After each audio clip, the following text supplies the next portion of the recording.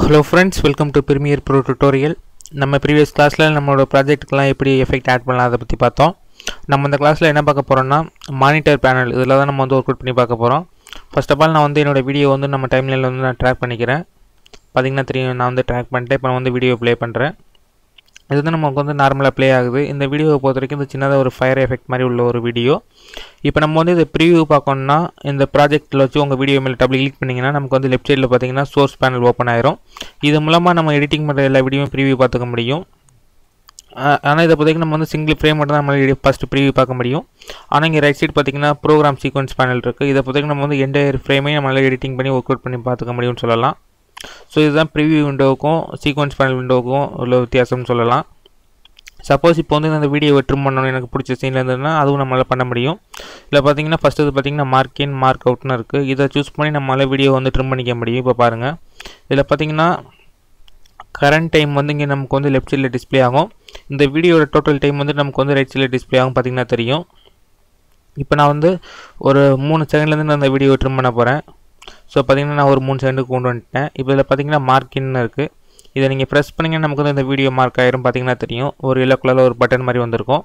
Next வந்து உங்களுக்கு video எந்த இடத்துல முடியணுமோ நீங்கள் அந்த இடத்துல வச்சு நீங்கள் மார்க் அவுட் பண்ணிக்க முடியும். இப்போ பாருங்கள், இப்போ எனக்கு வந்து ஒரு 5 செகண்ட் வந்துருச்சு. இப்போ நான் மார்க் அவுட் பண்ணேன்னா எனக்கு வந்து இந்த வீடியோ ட்ரிம் ஆயிடுச்சுன்னு அர்த்தம்.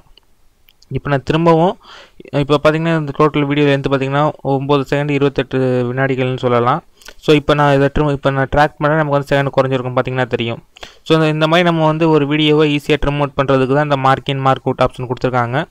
நம்ம வந்து இதில் தான் வச்சு ட்ரிம் பண்ணணும் இல்லை, நம்ம வந்து mark in mark out press பண்ணி நம்மளால் ஈஸியாக ஒரு வீடியோவை ட்ரிம் பண்ண முடியும். பார்த்திங்கன்னா தெரியும். சப்போஸ் இந்த வீடியோ வந்து நான் ஸ்க்ரீன்ஷாட் எடுக்கணும் அப்படின்னிங்கன்னா அதையும் நம்மளே ரொம்ப ஈஸியாகவே எடுக்க முடியும். இதில் பார்த்திங்கன்னா கேமரா மாதிரி ஒரு ஆப்ஷன் கொடுத்துருப்பாங்க, எக்ஸ்போர்ட் ஃப்ரேம்னு கொடுத்துருப்பாங்க. அதாவது நம்ம வந்து இது இப்போ நம்ம எடுக்கிற எல்லா ஸ்க்ரீன்ஷாட்டும் நமக்கு வந்து ஃப்ரேமாக தான் ஒர்க் ஆகும்னு சொல்லலாம். ஸோ ஃப்ரேமில் அதை தான் நம்ம வந்து ஃப்ரேம் அப்படின்னு சொல்லுவோம். இதை பொறுத்த வரைக்கும் நம்ம வந்து ப்ரிவியூ பேனல்லையும் கொடுத்துருவோம், அதாவது இந்த சோர்ஸ் பேனல்லையும் கொடுத்துருப்பாங்க, அதே மாதிரி சீக்வன்ஸ் பேனல்லையும் கொடுத்துருப்பாங்க. இது ரெண்டுமே நமக்கு வந்து ஒரே மாதிரி தான் கொடுத்துருப்பாங்க விண்டோ. இதில் பார்த்திங்கன்னா இங்கே கேமரா மாதிரி ஒரு ஆப்ஷன் கொடுத்துருப்பாங்க, எக்ஸ்போர்ட் ஃப்ரேம்னு கொடுத்துருப்பாங்க. இதை நீங்கள் ப்ரெஸ் பண்ணிங்கன்னா நமக்கு வந்து இந்த ஸ்க்ரீன்ஷாட் எடுத்துக்கலாம். இப்போ பாருங்கள், அதை நான் ப்ரெஸ் பண்ணுறேன். பார்த்திங்கன்னா தெரியும், நமக்கு வந்து உடனே ஸ்க்ரீன்ஷாட் எடுத்துரும். இப்போ வந்து நேம் எதுவும் கொடுத்துக்கோங்க. நீங்கள் கொடுத்துட்டு அது இமேஜோட ஃபார்மெட் வந்து உங்களுக்கு எது வேணுமோ கொடுத்துக்கலாம். பார்த்திங்கன்னா பிஎம்பி, டிபிஎக்ஸு, கிஃப்பு, ஜேபக்கு, பிஎன்ஜி, இந்த மாதிரி நமக்கு வந்து நிறையா ஃபார்மேட்ஸ் கொடுத்துருப்பாங்க. உங்களுக்கு எந்த ஃபார்மேட் வேணுமோ அது நீங்கள் செலக்ட் பண்ணிட்டு ஓகே கொடுத்தீங்கன்னா நம்மளோட ஃபோல்டரில் வந்து அது செட் ஆயிரும். இப்போ நான் ஓகே கொடுத்தேன்னா நமக்கு வந்து அந்த ஸ்னாப்சாட் வந்து செட் ஆயிடுச்சு. இப்போ நம்ம அதை எப்படி எடுத்து பார்க்கலாம்னு நான் சொல்கிறேன்.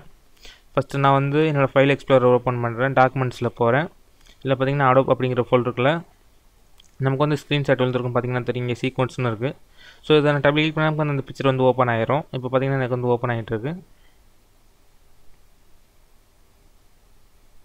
பார்த்திங்கன்னா தெரியும். ஸோ இதை தான் நம்ம வந்து ஸ்க்ரீன்ஷாட் அப்படிம்போம்.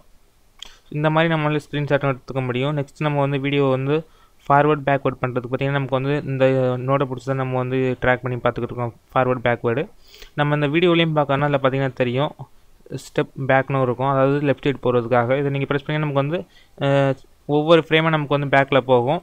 பார்த்திங்கன்னா தெரியும். இது நீங்கள் யூஸ் பண்ணிங்கன்னா நம்ம வந்து கிராஃபிக்கல் ஒர்க் வந்து நீட்டாக பண்ண முடியும். அதே மாதிரி நீங்கள் பார்த்தீங்கன்னா கோ அவுட்னு இருக்குது, சாரி இது இல்லை, இதில் பார்த்தீங்கன்னா ஸ்டெப் ஃபார்வர்டுன்னு கொடுத்துருப்பாங்க. இதை நீங்கள் ப்ரெஸ் பண்ணிங்கன்னா நம்ம வந்து லெஃப்ட் ரைட்டு இந்த மாதிரி அலைன் பண்ணிக்க முடியும். நம்ம வீடியோவை பார்த்திங்கன்னா தெரியும், எவ்ரி ஃப்ரேமுக்கும் நம்மளால் எடிட்டிங் பண்ண முடியும். ஸோ அதுக்காக தான் இந்த ஆப்ஷன் வந்து கொடுத்துருக்காங்க. நீங்கள் இதை பிடிச்சி ட்ராக் பண்ணிங்கன்னா நமக்கு வந்து கொஞ்சம் குயிக்காகவே போகும். இது நீங்கள் வந்து ஸ்பீடாக ஒர்க் பண்ணுறதுக்காக இந்த ஆப்ஷன் கொடுத்துருக்காங்க.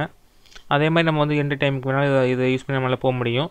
ஆனால் இந்த இதை யூஸ் பண்ணிங்கன்னா ஸ்டெப், அதாவது கோ டு ஷிஃப்ட் ஜே, அதாவது ஷார்ட்கட் பார்த்திங்கன்னா ஷிஃப்ட் ஜேன்னு கொடுத்துருக்காங்க. இது வந்து இன்னரில் போகிறதுக்காக இந்த ஆப்ஷன் கொடுத்துருக்காங்க. அதாவது நீங்கள் இப்போ நான் இங்கே ட்ராக் பண்ணிட்டு இப்போ நான் இதை ப்ரெஸ் பண்ணுறேன். பார்த்திங்கன்னா நமக்கு வந்து ஸ்டார்டிங் பாயிண்ட் எங்கே இருக்கோ அந்த இடத்துக்கு போயிடும். அதுக்காக கொடுத்துருக்காங்க.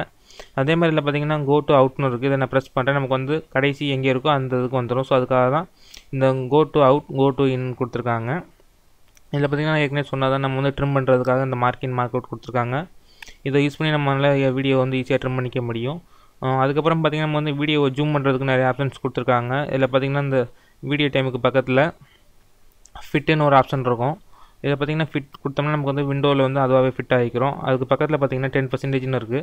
இது நீங்கள் ப்ரெஸ் பண்ணிங்கன்னா நமக்கு வந்து 10% நமக்கு வந்து டிஸ்பிளே ஆகும். அதாவது ஜூமிங் லென்த் வந்து குறையும். நெக்ஸ்ட் பார்த்திங்கன்னா 25 நமக்கு வந்து கொஞ்சம் ஜூம் ஆகும். 75 கொடுத்திங்கன்னா நமக்கு வந்து இன்னும் ஜூம் ஆகும். 200 400 வரைக்கும் கொடுத்துருக்காங்க. நம்ம வந்து ரொம்ப ஜூம் பண்ணி பார்க்குறதுக்காக இந்த ஸ்பெசிலிட்டி வந்து கொடுத்துருக்காங்கன்னு சொல்லலாம். இப்போ நான் வந்து ஃபிட் கொடுத்தா நமக்கு வந்து நார்மலாக ஃபிட் ஆயிரும். ஸோ இந்த டுட்டோரியல் பொறுத்த வரைக்கும் நம்ம வந்து டைம்லைனில் வந்து எப்படி ஒர்க் அவுட் பண்ணலாம் அதை பற்றி பார்த்துருக்கோம். டைம்லைனில் மானிட்டர் பேனலில் வந்து நம்ம எப்படி ஒர்க் பண்ணலாம் அதை பற்றி பார்த்துருக்கோம். வர கிளாஸஸில் நம்ம அட்வான்ஸாக பார்ப்போம். மறக்காமல் அந்த சேனலை சப்ஸ்கிரைப் பண்ணுங்கள். தேங்க்ஸ் ஃபார் வாட்சிங். Please subscribe.